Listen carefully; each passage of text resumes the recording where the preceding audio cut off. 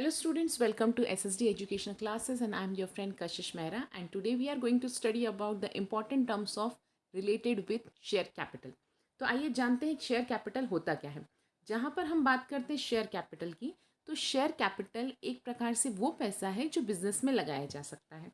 लेकिन अगर हमें बिजनेस में कैपिटल लगाना है, it can be divided into equity share और प्रेफरेंस शेयर। ये दो तरीके होते हैं शेयर्स लगाने के बिजनेस में। लेकिन हम जब पैसा लगाते हैं तो उस पैसे को किस तरीके से लगा पाएंगे, it means share capital can be classified on different basis. First base is authorised capital, जिसको हम नॉमिनल कैपिटल, रजिस्टर्ड कैपिटल भी कहते हैं। Means maximum capital authorised bye memorandum of association that a company can collect. Authorised capital वो capital होता है जहाँ पर ज़्यादा से ज़्यादा मीन्स मैक्सिमम कैपिटल जो एक कंपनी कलेक्ट कर सकती है, उससे ज़्यादा पैसा किसी भी रूप से कंपनी नहीं मंगवा सकती। It means it can not be called as equity और it can not be called as preference. Second type जो आता है वो है इशूड एंड अनइशूड कैपिटल। अब ये इशूड कैपिटल क्या होता है? Issued capital refer to the capital offered by the company to the investor. जब एक कंपनी पैसा मंगवाने की कोशिश करती है, इट मीन्स जब उनको पैसों की ज़रूरत होती है, तो जितने शेयर्स मार्केट में बेचने के लिए निकालती है उसे हम कहते हैं इशूड कैपिटल। इट मीन्स हम इन्वेस्टर्स को बुला रहे हैं कि आप हमारी कंपनी में इन्वेस्ट करें। तो जितना पैसा बुलाया है, फॉर एग्जाम्पल अगर हम बात कर रहे हैं कि हमारे पास ऑथराइज्ड कैपिटल था 10,000, हम 10,000 रुपये के शेयर से ज़्यादा नहीं मंगवा सकते, तो कंपनी एक टाइम पे पूरे के पूरे पैसे नहीं मंगवा लेती। वहाँ से कुछ पैसे पहले मंगाती है इनिशियल कैपिटल के लिए, फिर कुछ पैसे जब ज़रूरत पड़ने पे। तो अगर कंपनी ने 3,000 रुपये अभी मंगवाए हैं तो उसे 3,000 को हम कहेंगे इशूड कैपिटल और बाकी बचे हुए 7,000 को हम बोलेंगे अनइशूड कैपिटल, जो हम ज़रूरत पड़ेगी तब मंगवाएंगे। तो इसे कहते हैं इशूड और अनइशूड कैपिटल। अब हमारी बात चल रही है सब्सक्राइब्ड कैपिटल एंड अनसब्सक्राइब्ड कैपिटल की। अनसब्सक्राइब्ड कैपिटल वो कैपिटल होता है जहाँ पर इन्वेस्टर्स, हमने बेचने को तो लिए निकाले थे 3,000, लेकिन 3,000 के 3,000 शेयर्स नहीं बिके और हमारे बिके सिर्फ 2,000। तो जितने शेयर्स बिक गए उसे हम कहेंगे सब्सक्राइब्ड कैपिटल, लेकिन 1,000 शेयर्स अभी भी नहीं बिके उसे हम बोलेंगे अनसब्सक्राइब्ड कैपिटल। उसके बाद आती है बात कॉल्ड अप और अनकॉल्ड अप। अब कॉल्ड अप और अनकॉल्ड अप में क्या फ़र्क होता है? अगर हमने किसी भी शेयर होल्डर से 10 रुपये मंगवाए हैं, लेकिन उस पर्सन ने अभी तक सिर्फ 5 रुपये पे किए हैं, तो जितने हमने मंगवाए, हमने तो 10 रुपये मंगवाए थे, it means we have called up 10 rupees, जिसे हम कहेंगे called up capital.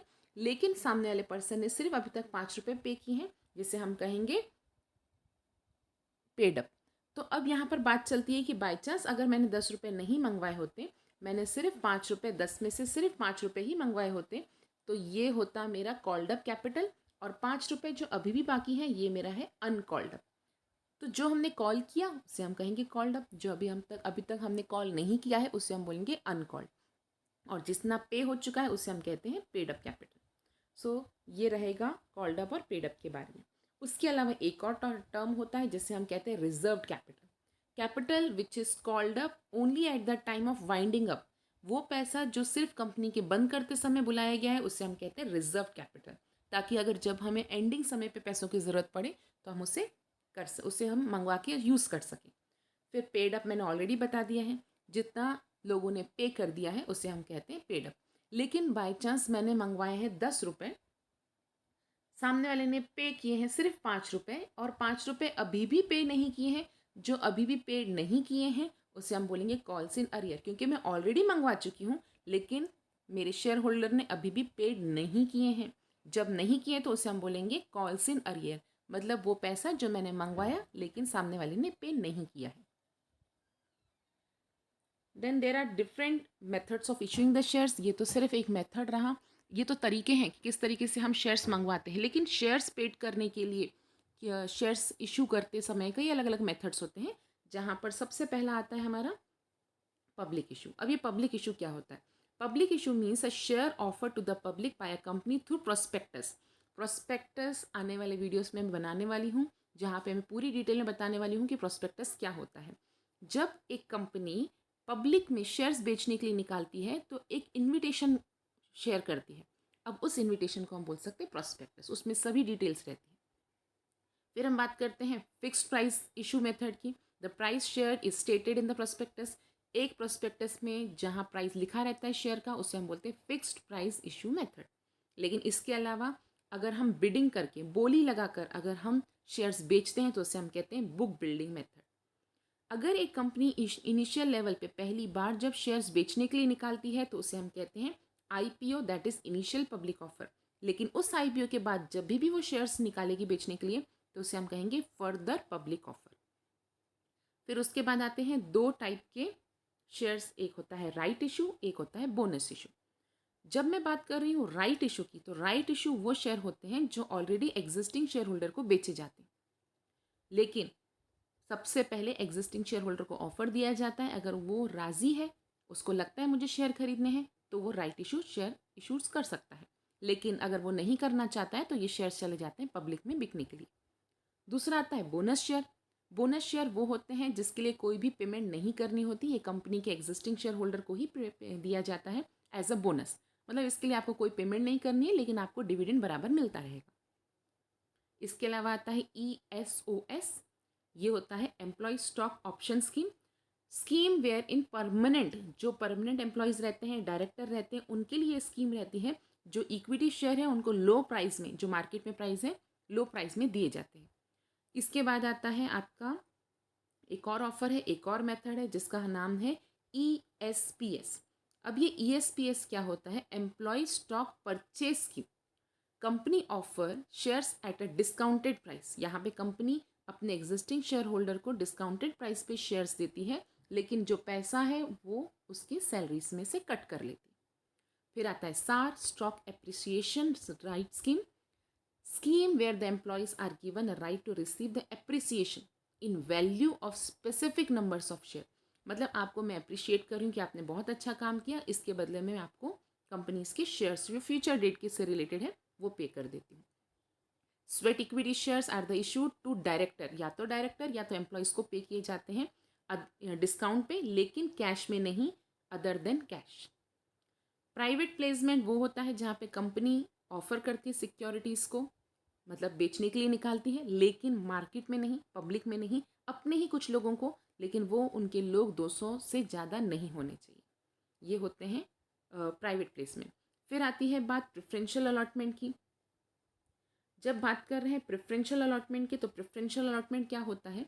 Company offer करती है इक्विटी शेयर, किसको? अपने प्रेफरेंशियल इक्विटी शेयर होल्डर को, कि फ्यूचर में जाकर आपके शेयर्स को हम कन्वर्ट कर देंगे इक्विटी में, जिसको हम कहते हैं preferential allotment. Allotment of share का मतलब होता है जब शेयर्स एप्लीकेंट को दिए जाते हैं, कि आपके शेयर्स जो है वो अलॉट किए जा रहे हैं, आपने एप्लीकेशन दिया, आपने मनी दिया और आपके अप्रूवल हो जाते हैं कि आपको शेयर मिलते हैं, तो उसको बोलते हैं अलॉटमेंट ऑफ शेयर।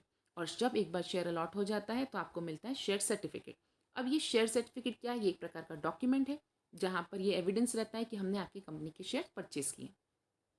फिर जब कंपनी शेयर्स परचेज, कंपनी के लोग, जब कोई भी शेयर होल्डर, इन्वेस्टर हमारे शेयर्स परचेज करते हैं और कंपनी फिर बुलाती है पैसे, तो जिसको हम बोलते हैं call on share.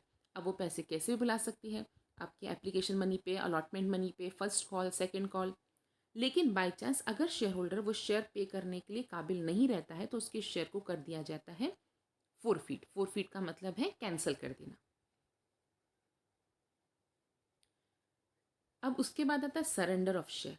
When a member voluntary, अपनी मर्जी से एक मेंबर कंपनी में पे नहीं कर पा रहा है तो वो अपनी मर्जी से मना कर देता है कि मुझे आगे नहीं पे करना है, मतलब वो अपने शेयर्स को सरेंडर कर देता है, कंपनी को वापस कर देता है।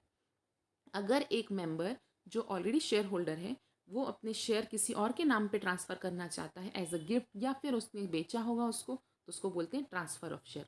लेकिन बाय चांस उस मेंबर की डेथ हो जाती है, वो लुनैटिक हो जाता है, या किसी कारण से वो शेयर नहीं उसके पास रह पाते हैं, तो वो शेयर ट्रांसफ़र हो जाते हैं उसके नॉमिनी को, जिसको हम कहते हैं ट्रांसमिशन ऑफ शेयर।